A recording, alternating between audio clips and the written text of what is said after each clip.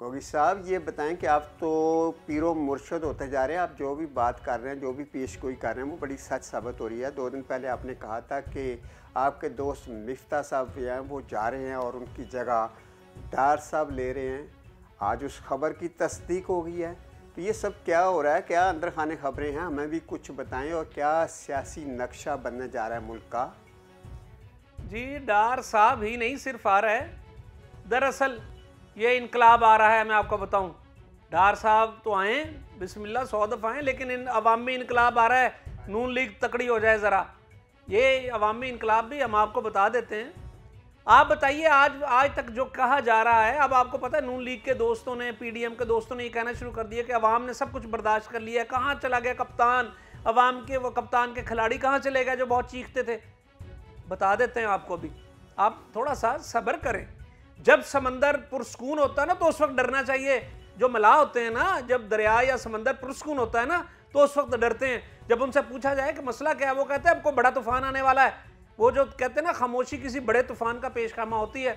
तो ये जो अवाम की खामोशी है ना, ये बड़े तूफान का पेशखामा है। अभी तो आपको जो रेट्स बढ़े हैं उसके, बिजली के, जो गैस के, अभी तो आपको भाई वो मिलने हैं, वो बिल। ये बातें फिर होंगी जब बिल मिलेंगे लोगों को, और फिर आप देखिएगा, फिर आप मुझसे फिर ना आपने मुझसे पूछिएगा कि यार ये अवाम कहाँ से निकल आई। फिर आपको पता चलेगा।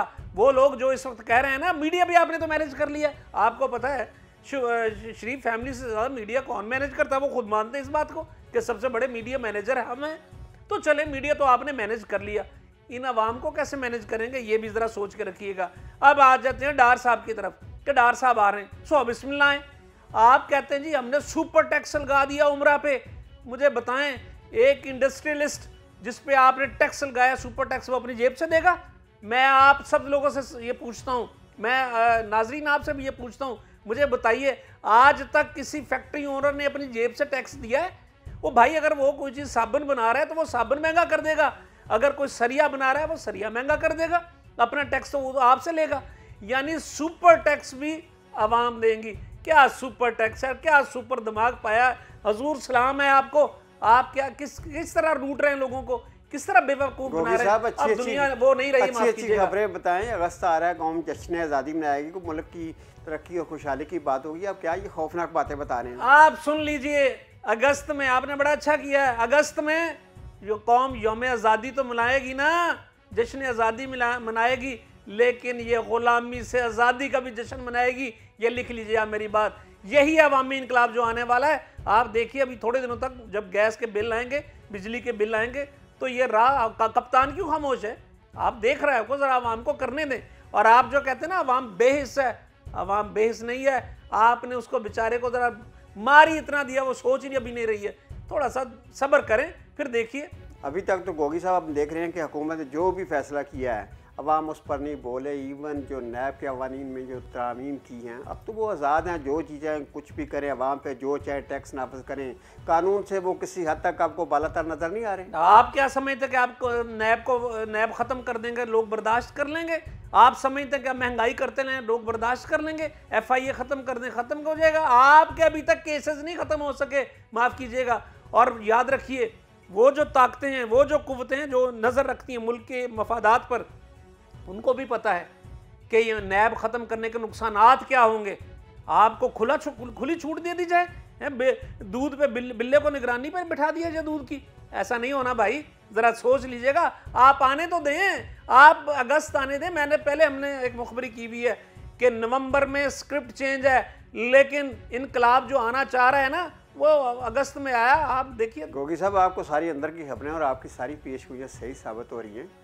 डार साहब अगर आ रहे हैं तो मुझे ये तो बताएं, जो इंतखाबी मुहिम ज़िमनी इंतखाब के लिए ये मरियम नवाज़ कहाँ गायब हो गई हैं?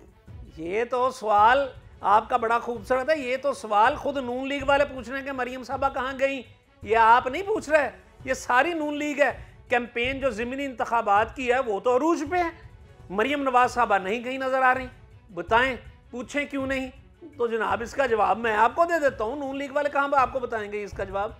तो सुन लीजिए, ये हमारी मुखबरी भी है कि मोहतरमा मरियम नवाज साहबा से जब कहा गया जी आप इनकी कैंपेन में हैं, तो उन्होंने पता है क्या जवाब दिया? उन्होंने कहा मैं उनकी कैंपेन करूं? जिन्होंने मेरे बाप को गालियां निकाली हुई हैं। और नज़ीर चौहान साहब की बात कर रहा हूँ लाहौर में, उन्होंने कहा मैं उनकी तक जलसे में आके कहूँ कि जिंदाबाद नज़ीर चौहान जिंदाबाद या फलां जिंदाबाद। वो लोग जो मेरे वालिद को करप्शन के हवाले से उसको रगेते रहे हैं, जो उन पर इल्ज़ामात लगाते रहे हैं, जो सरेआम गालियां देते रहे, किस मुंह से मैं उनके नारे लगाऊं? इस पे वो खामोश हैं, वो अंदर जाके बैठ गई हैं। और वैसे भी उनको अब्बा जी ने बता दिया है कि बस अब दिन थोड़े हैं तो ज़रा ध्यान रखो, कोई ज़रूरत नहीं करने की। मैं बताता हूँ, शरीफ फैमिली में दरारें बहुत गहरी हो गई हैं फैयाज साहब। ये क्या समझते हैं मुझे बताइए? वो जो कहते हैं कि ये नहीं टूट सकते, चौधरी बरादरान टूट सकते थे, मुझे बताइए। उनमें इतनी बड़ी दरारें पड़ गई हैं। वो शरीफ फैमिली तो कल की है, वो तो 38-40 साल हुए इनको। जो चौधरी खानदान है आपको पता वो भुट्टो दौर से चलता आ रहा है।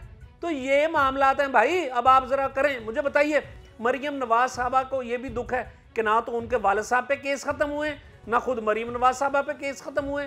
यही नहीं, पंजाब हुकूमत में उन्होंने कहा था मेरी 3 सहेलियों को एडजस्ट कर दें, जो हमने पहले भी बताया था। आज तक वो सहेलियां एडजस्ट नहीं हुई। तो इस बात पे मरियम नवाज साहबा कहती हैं कि भाई ये हुकूमत कौन सी है, ये हमारी तो नहीं है, ये कामत का मेरे वालिद के नून लीग वाली हुकूमत नहीं है। साहब पे सिर्फ हमें ये सजेस्ट कर दें, ये बता दें अंदर की बात कि एक तो आज हाई कोर्ट का फैसला आ गया है जो स्पेशल सीट्स के वाले से, वो भी हमें बताएं। और दूसरा कहा जा रहा है कि ज़िमनी इंतखाब में कौन सी पार्टी जीतने जा रही है, और पीटीआई के वाले से भी आपके पास जी आप देखिए आज जो फैसला आ गया है कि 5 सीटें जो थी वो खुसूसी नशिस्तें थी वो पीटीआई को दे दी जाएं, 5 ये आ गई। अगला भी आपको ये मैं बता दूं, हमारी मुखबरी है जो हमें पता चल रहा है, अगली ये मरियम नवाज साहबा क्यों खामोश होकर बैठ गई हैं, क्यों उनको पता चला है, उनको पता दरअसल अंदर चल गया है कि नून लीग अब ये इससे नहीं लड़ेगी इलेक्शन। इस तरह ये इलेक्शन जो है ज़िमनी इंतखाबात ये पीटीआई की तरफ ही जा रहा है। आप देख लें, आप जरा मुझे बताइए केपी में जो नशिस्त थी, जो एएनपी की पक्की नशिस्त थी, वो ले गए, पीटीआई ले गया। तमाम जमातें एक तरफ हैं, 11 जमातें, वो अकेली नशिस्त निकाल के चला गया। ये तो सूरत हाल है। अब आप देखिए ये जो 20 है ना सीटें, ये पीटीआई की सीटें, ये आप लिख लें।